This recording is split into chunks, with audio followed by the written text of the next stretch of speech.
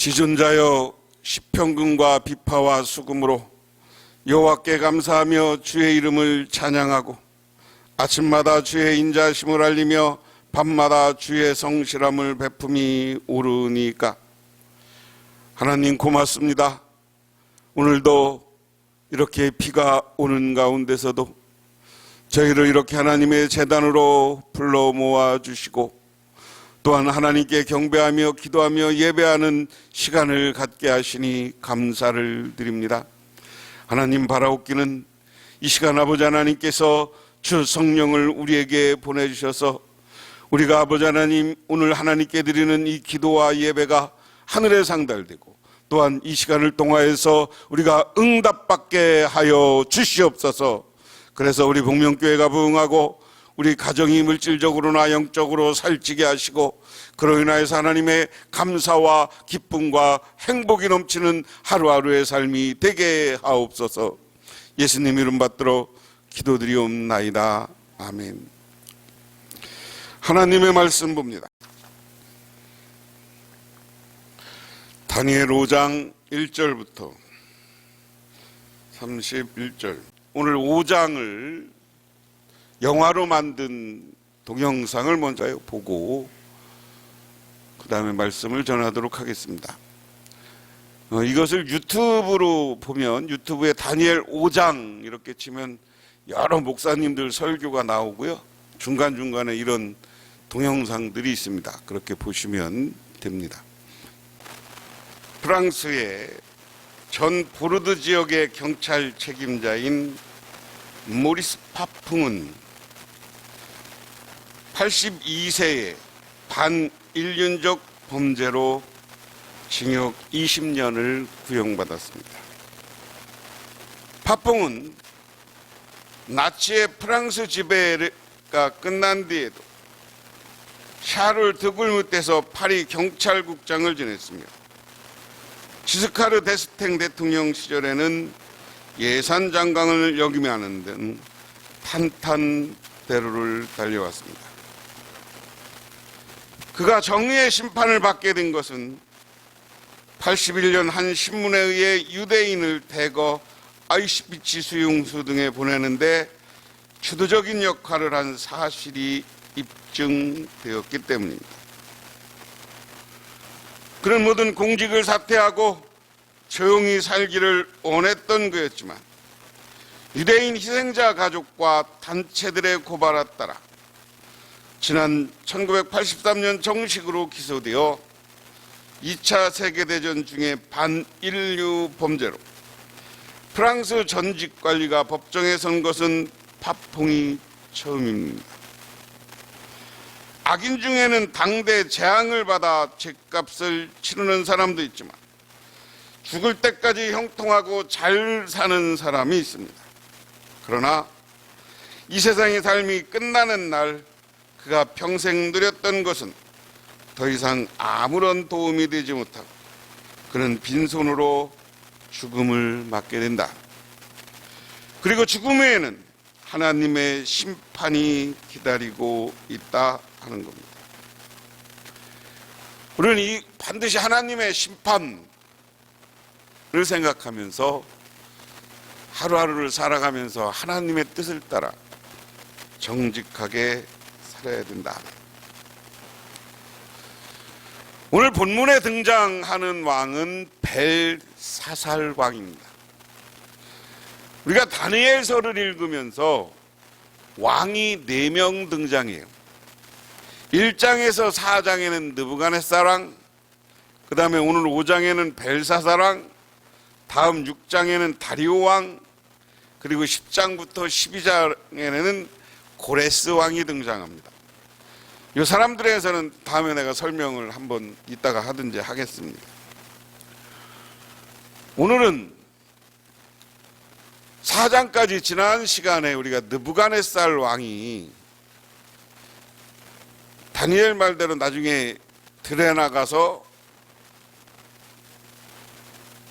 풀을 뜯어 먹다가 잠시 복권되었지만 죽어요.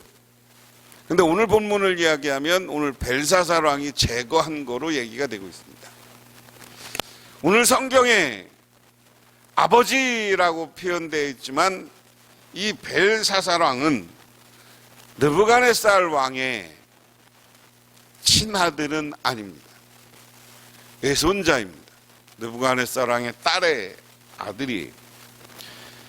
그런데 여러분, 동양도 그렇고 서양도 그렇고 왕이 되는 전통은 왕의 아들로 입적되거나 손자로 입적되는 거예요.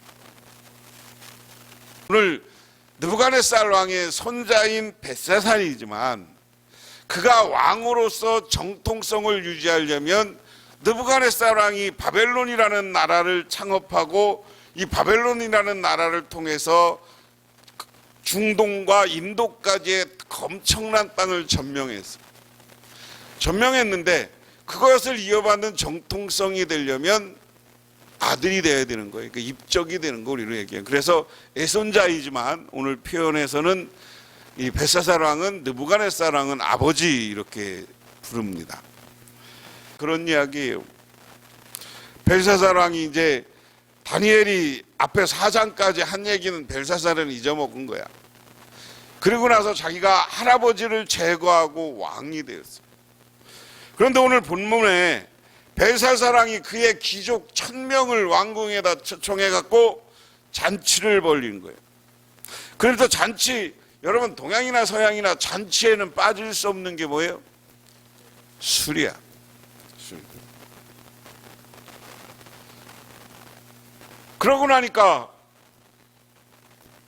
술을 마시면서 그냥 곱게 먹지 생각이 난 거예요. 자기 할아버지가 자기 아버지라고 부른 느부갓네살 왕이 저 이스라엘의 왕 가서 성전에 기물들, 금으로 만들어진 기물들을 뺏어왔던 게 기억나. 그러니까 그것을 뺏어왔던 걸 기억하니까 야 그걸 가져와라. 그걸 가져와라. 그렇게 이야기했어요. 그것을 가져오니까 어떻게 됩니까? 그것으로 술을 따라 잡수셨어. 사람이 교만하면 이런 못된 짓을 하는 거예요. 하나님께 거기에 담긴 것은 하나님께 드리는 건데 이거 말을 바꾸면 지가 하나님 자리에 간 거예요. 여러분 우리가 잘 조심해야 돼. 교만해야 돼. 이건 신성 불가침인 걸, 거룩한 걸 범하면 우리는 하나님한테 천벌받는 겁니다. 갑자기 한쪽에 해벽이 있었는데 해벽에 쫙 글씨가 써져.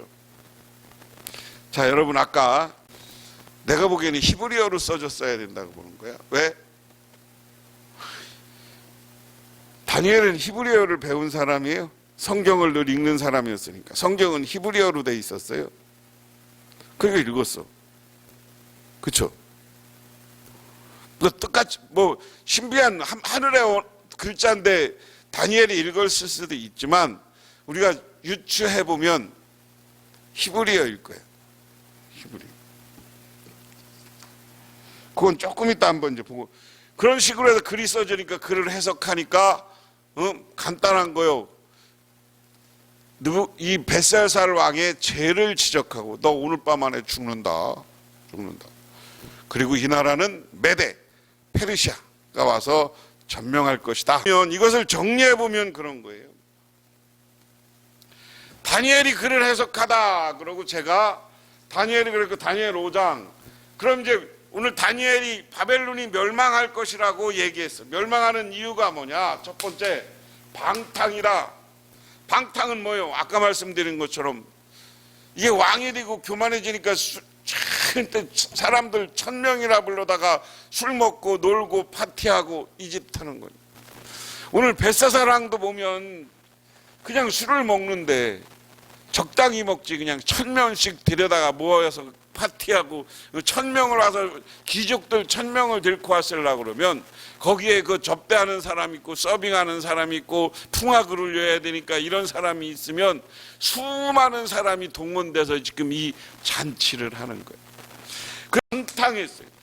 그 다음에 성전 기물을 더럽혔다. 오늘 말씀해 보면 술 마시다가 예루살렘 성전에서 탈취해온 금 은그릇을 가져오라고 명하여 이는 왕과 귀족들과 왕후들과 후궁들이 다 그것으로 마시려 함이었더라.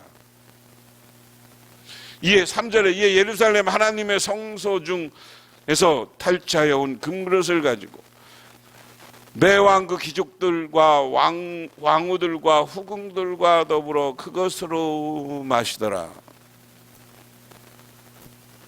하나님의 성전 기물을 가지고 술을, 이것은 진짜 누구 말 맞다나 처잡수신겨. 여러분, 제가 여러 번 이야기했는데, 그러니까 성전 기물이나 교회 기물들을 함부로 하면 안 되는 거예요. 여러분, 똑같은 여러분 앞에 책상이지만, 의자이지만, 이게 교회에 들어와서 사용되면 거룩한 책상이고 거룩한 의자예요. 믿으십니까? 이 기물 어떻게? 특별히 성전 기물 중에 우리가 앞에, 과거에는, 요즘은 뭐 많이 안 합니다만, 우리 어려서는 교회 앞에 제단 위에, 강대상 위에 함부로 못 올라가게 했어요. 그렇지만 내가 불 켜놓고 성경책 갖다 놓고 하는 이것을 귀하게 여길 줄 알아요. 함부로 여기면 안 돼요.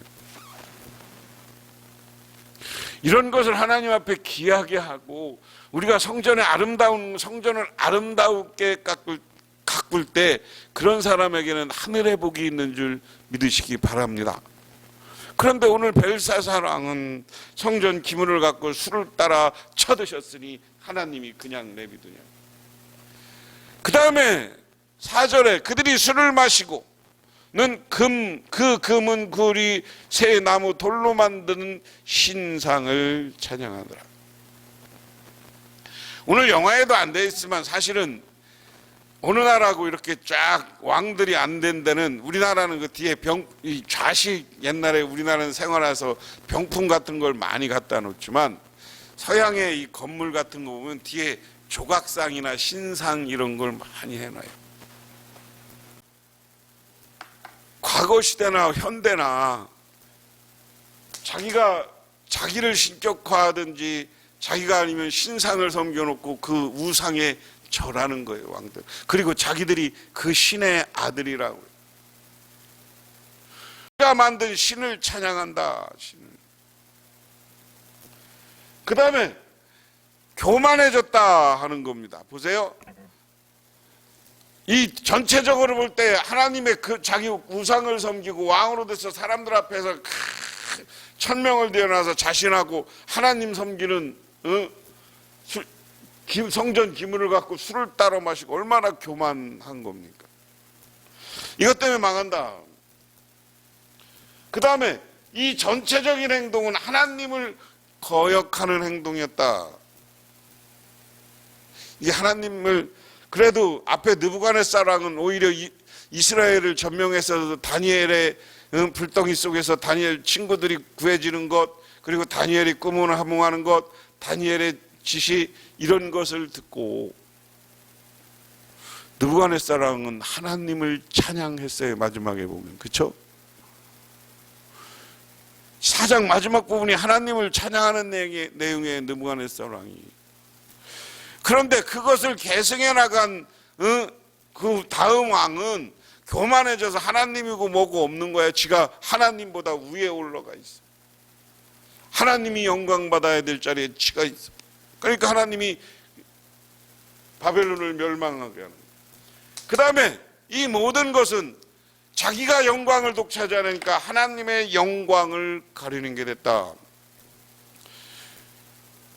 그 과학이 절대적인 거 아니란 말이에요. 우리 삶을 편안하게는 해주지만 그 과학이라는 것 때문에 하나님을 안 믿고 하나님의 창조 이야기를 안 믿고,